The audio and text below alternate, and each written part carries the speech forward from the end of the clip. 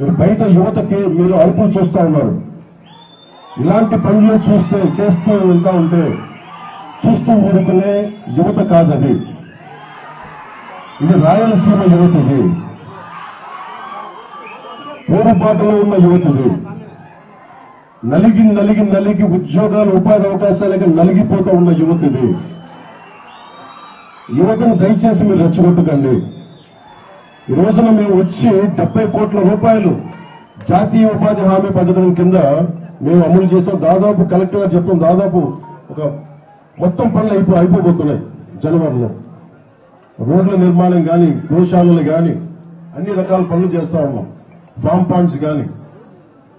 దాంట్లో భాగంగా ఇప్పుడు నాకు వచ్చిన కంప్లైంట్ కూడా ఏంటంటే, ఇక్కడున్న గాలివీడు మండలం ప్రజలకు కూడా చెప్తా ఉన్నారు, వాళ్ళు పర్మిషన్స్ ఇవ్వమంటే కూడా ఇవ్వమని చెప్పట్లేదండి.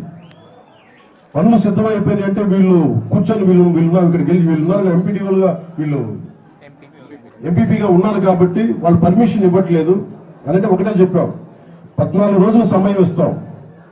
14 రోజుల తర్వాత కలెక్టర్ గారు can over right that rule.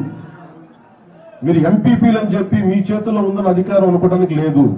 అభివృద్ధికి మీరు ఎన్ని అడ్డగోడలు కట్టినా బద్దలు పట్టుకుని ముందుకెళ్లే శక్తి సమర్థత మా దగ్గర ఉన్నారు. ఎందుకంటే బేసిక్ అడ్మినిస్ట్రేటివ్ ఇబ్బందులు కనుక కలగ చేస్తే దాని చర్యలు మళ్ళీ వేరే విధంగా ఉంటాయి. అలాగే కలెక్టర్ గారికి కూడా దృష్టికి తీసుకొచ్చి 14 రోజులు మీకు నోటీస్ ఇచ్చి వి విల్ ఓవర్ రైట్. మీ ఎంపీపీ పదవిని మీరు నిలబెట్టుకుంటే గౌరవంగా ఉంటే అది మీకు మంచిది. అలాగే ఇది నేను ప్రత్యేకించి రాయలసీమ ప్రజలందరికీ కూడా చెప్తున్నాను, నేను ఇక్కడికి వచ్చింది మీకు ధైర్యం నింపడానికి వచ్చాను. ఇక్కడికి భయపడుతూ ఉండే కొద్దీ భయం పెరుగుదు తప్ప భయం తగ్గదు.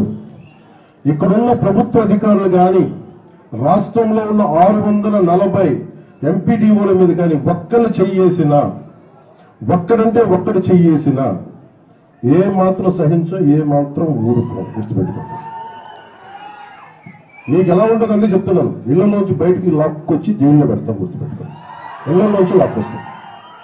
మర్యాదగా ఉన్నంతసేపు మర్యాదగా ఉంటాం, పద్ధతిగా ఉంటే పద్ధతిగా ఉంటాం, ప్రజాస్వామ్యబద్ధంగా ఉంటే ప్రజాస్వామ్యబద్ధంగా ఉంటాం. స్థాయి దాటి మీకు కొమ్ములు వచ్చినాయి, మీరు ఇక్కడ కూర్చోబెట్టి మీరు ఆధిపత్య ధోరణితో కానీ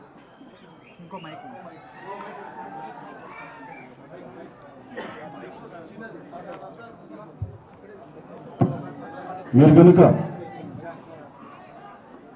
గత కాలం మీ 5 సంవత్సరాలు మీకు చెల్లిపోయింది. ఈ 5 సంవత్సరాల కాలంలో శ్రీ సుదర్శన్ రెడ్డి గారు వీరి మీద ఈ రోజున జవహర్ గారి మీద దాడి చేయటమే కాదు, గత 5 సంవత్సరాల కాలంలో కూడా ఈయన ప్రతాప్ గారు అని చెప్పి ఒక దివ్యాంగులకు సంబంధించిన ఆయన మీద కూడా దాడి చేశారు. ఆయన కూడా దుర్భాషలాడతారు. అలాగే శ్రీనివాస రెడ్డి గారి మీద కూడా దాడి చేశారు. అలాగే శేఖర్ నాయక్ మీద గారు కూడా దాడి చేశారు. ఇది అలవాటు అయిపోయింది వీళ్ళకి. మీరు 15 మంది మీరు ఎక్కడున్నా కానీ మిమ్మల్ని తీసుకెళ్లి బొక్కలో పెట్టే వరకు మేము వదలం. గుర్తుపెట్టుకోండి.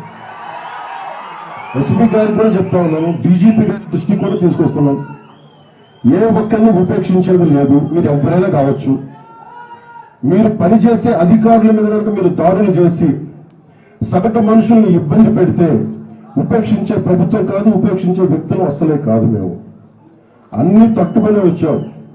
5 సంవత్సరాల కాలంలో మీ పాలనలో ఎంత నలిగిపోయారో ప్రజలు అన్ని తట్టుకుని వచ్చాం. ఇంకా మాకు అధికారం ఉంది కదా అని చెప్పి గౌరవ ముఖ్యమంత్రి చంద్రబాబు నాయుడు చాలా సంయమనంతో ఉన్నారు. మా సంయమనాన్ని పరీక్షించకండి, మా సహనాన్ని పరీక్ష పెట్టకండి. చాలా గట్టిగా ఉంటా చెప్తున్నాం. దీని తాలూకు పరిస్థితి మర్యాదగా మాట్లాడుతూ ఉన్నాం. రాయలసీమ ఒక్కరి కోట కాదు, ఒకరి జాగీరి కాదు. గుర్తుపెట్టుకోండి. మీ ఇష్టానికి వచ్చి గవర్నమెంట్ ఆఫీసులోకి వస్తాం, లెక్క పక్క లేకుండా మాట్లాడతామంటే మేము ఎవరు ఊరుకోం. ఈ సందర్భాన్ని పురస్కరించుకొని ఎవరైనా సరే భవిష్యత్తులో ఏ అధికారి, ఒక ఎంపీడీఓల మీద కాదు, ఏ ఒక్క ప్రభుత్వ అధికారి మీద కానీ జులుం చలాయించినా, ఇష్టారాజ్యంగా మాట్లాడినా ఒక్కొక్కరికి మీకు భవిష్యత్తు చాలా ఖచ్చితంగా ఒక కరాఖండిగా ఉంటుంది. మా రియాక్షన్ మీరు గుర్తుపెట్టుకోండి. ఇంకా సంస్కారం కాదు కాబట్టి ఇంకా పద్ధతిగా మాట్లాడుతున్నాను. అధికారంలో ఉన్నాను కాబట్టి ఇంకా బలంగా ఇంకా జాగ్రత్తగా మాట్లాడుతున్నాను. నా సహనాన్ని పరీక్షించుకోండి. చాలా పద్ధతిగా మాట్లాడుతూ ఉన్నాను. అలాగే వైసీపీ నాయకుడికి కూడా మీ నాయకుల్ని నిగ్రహించుకోమని చెప్పండి.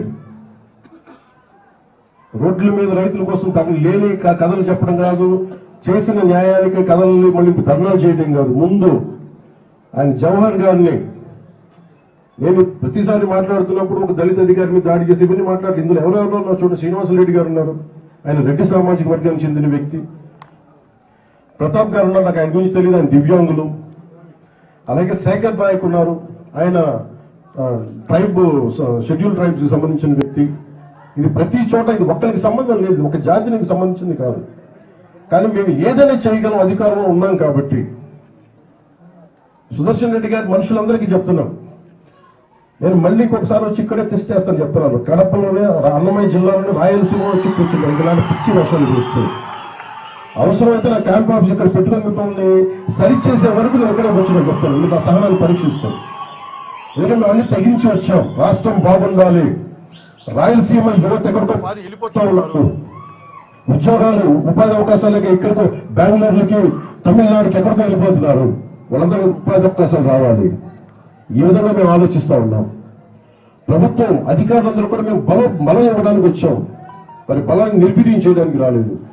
ఇలాంటి సమయంలో మీరు ఒళ్ళు దగ్గర పెట్టుకుని మాట్లాడకపోయినా, సోషల్ మీడియాలో పిచ్చి కూతలు కూసినా, ఇలా ఆఫీసులకు వచ్చి దాడులు చేసినా దీని పరిణామాలు చాలా చాలా చాలా తీవ్రంగా ఉంటాయి. గుర్తుపెట్టుకోండి. ప్రత్యేకించి ఈ సంఘటనని బయటికి తీసుకొచ్చిన మీడియా మిత్రులందరికీ, మీ పత్రికాధిపతులందరికీ, ప్రతి ఒక్కరికి పేరు పేరున ధన్యవాదాలు తెలుపుకుంటూ సెలవు తీసుకుంటాం.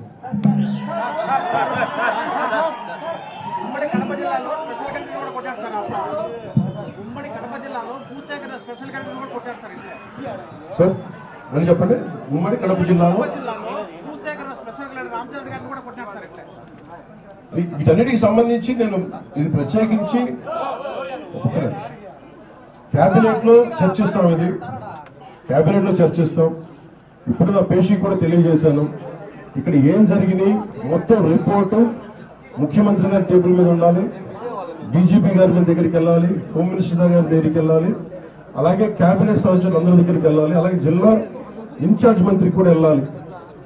ఇందాక మాట్లాడుతూ ఉంటే ప్రతి చోట ఏమేమి తప్పులు జరిగినాయి, ఎలాంటి మనకి ల్యాండ్ ఎంక్రోచ్మెంట్స్ ఏం జరిగినాయి కూడా మా దృష్టిలో ఉన్నాయి. అలాగే అడవుల్లో మన బొగ్గుని అక్రమంగా చేసేస్తున్న అది కూడా వెంటనే నేను పీసీసీఎఫ్ గారితో మాట్లాడాం. ఇవన్నీ చర్యలు తీసుకుంటాం.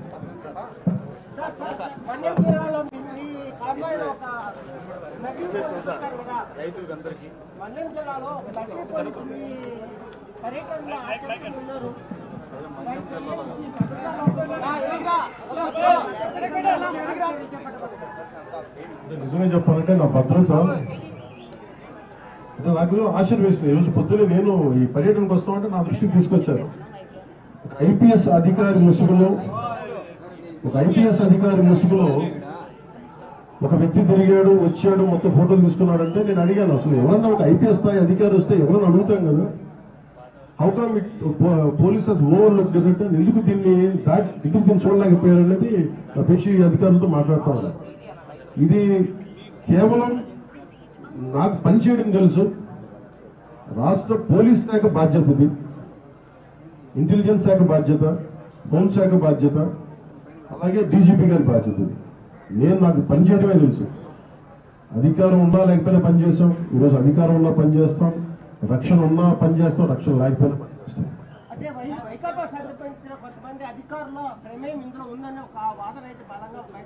అంటే అది నాకు అంటే నేను వైకాపా విధి విధానాలను ఎదిరిస్తాం, కానీ ఒక మాట మాట్లాడబోయే ముందు దానికి సరైన ఆధారం లేకుండా మాట్లాడకూడదు.